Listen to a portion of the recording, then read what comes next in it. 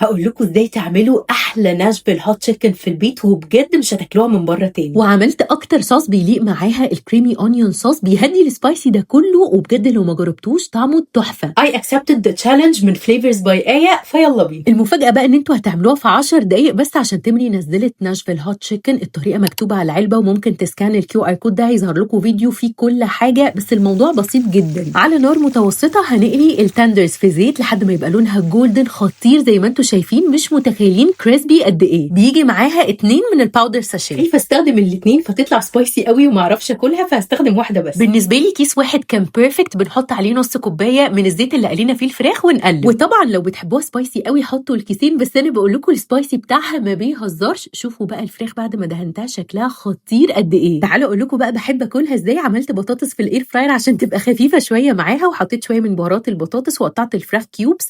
والكريمي اونيون صوص هتلاقوا طريقته مكتوبه بالتفصيل في الكابشن، هو سهل جدا. وانا بقى اي تشالنج ضحى كيتشن، هتقدر تناشفل ولا لا؟ تمري ناشفيل تشيكن موجوده على طلبات وبريكفاست وفي الهايبر ماركتس، وكمان على الويب سايت اللي عليه كل منتجاتهم.